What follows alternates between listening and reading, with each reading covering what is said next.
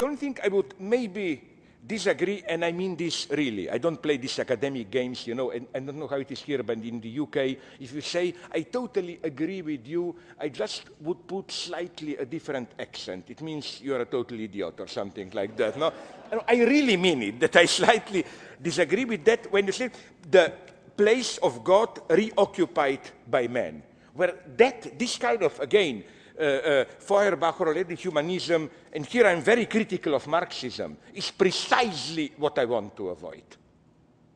My point is that this is why, and this would also answer the next question, why in secular universe, why the need to speak about theology, precisely this gesture I want to avoid, from the positivity of God to the positivity of man.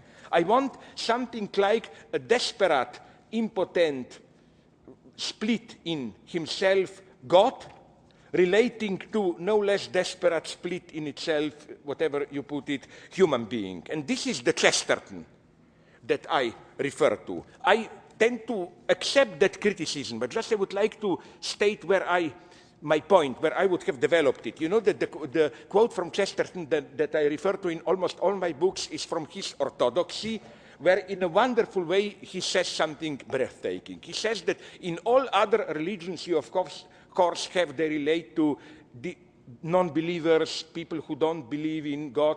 Only in Christianity you have, of course, Chesterton refers to that unique point of Eli, Eli, lama sabachthani, Father, why you have that you have a point where God, as Chesterton puts it in his Orthodoxy, for a brief moment, God himself doesn't believe in himself, becomes an atheist. And I think we shouldn't read this in a simple pseudo-Hegelian way of, okay, who of us doesn't have a moment of crisis, you doubt, but then son goes back to father, big happy family. No, something happens there. The loss, and this is also the lesson of Hegelian dialectics. I'm so sad I don't have time to go into it. You know, the stupid reproach to Hegel, negativity, okay, things go bad. But where does this miracle then come from? The reproach to Hegel is that there is always a miraculous resolution, negation of negation. You made this point well. Yeah. I got it, yeah. That in Hegel, there is no resolution. It's just that kenosis in itself, you just shift the perspective and see that the kenotic movement is itself its own solution. Just 2-3 brief points. Kotsko, whom I also appreciate, of course, very much, when he mentioned this problem of sexual reproduction, can you help me with the totally stupid, naive, maybe I'm here primitive Balkan European, I never got it how Pope and other distinguished Catholics can claim that sex is human, properly human, when it's done for reproduction, not with a reproduction in view, but that if you do it just for lust and so on, it's animal. I'm sorry, but I think it's exactly the opposite. It's animals who do it just for reproduction. It's precisely when you are passionately in love, it's neither reproduction, nor it's precisely that something which originally was meant for reproduction becomes, as it were, a medium for something spiritual to appear. Humanity, that's the lesson of psychoanalysis. Humanity emerges through sexuality being cut off from reproduction. Okay, but that's another story. The fourth point, the God we still be.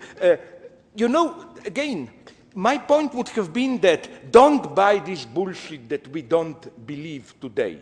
We are superstitious, we believe more than ever today. I don't have time to develop this, but we just pretend not to believe. As I said, we believe through the others, you know, like you don't believe in Santa Claus. You say, I'm not an idiot, but I pretend to believe for my sons. Of course, if I ask your son, he will say, I'm not stupid to believe. I pretend not to disappoint. We believe through others more than ever. You see, that's how it can function. Nobody empirically has to believe, but we all believe, yes. It's good as long as you are at this level. You would make me afraid if you would move to that level, sorry.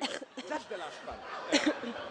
What it was said about capitalism, I cannot emphasize also enough the Crockett, how important this topic is. If there is a lesson of the present financial crisis, is that what was... The cane. Pull him off with a hook. The cane. Okay, I modestly, no, I just wanted to say that this present crisis is the crisis of capitalist belief. They openly said they had to spend over 1,000 billions to re-establish faith and so on. But that's another point, so I cede to this brutal proto-fascist violence. And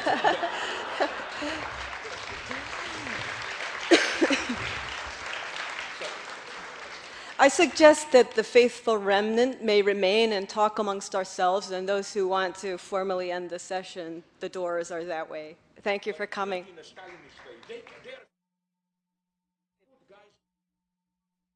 We have the list of traitors. Yes. Yeah, okay. Sign your name as you exit, please. Yes. Thank you.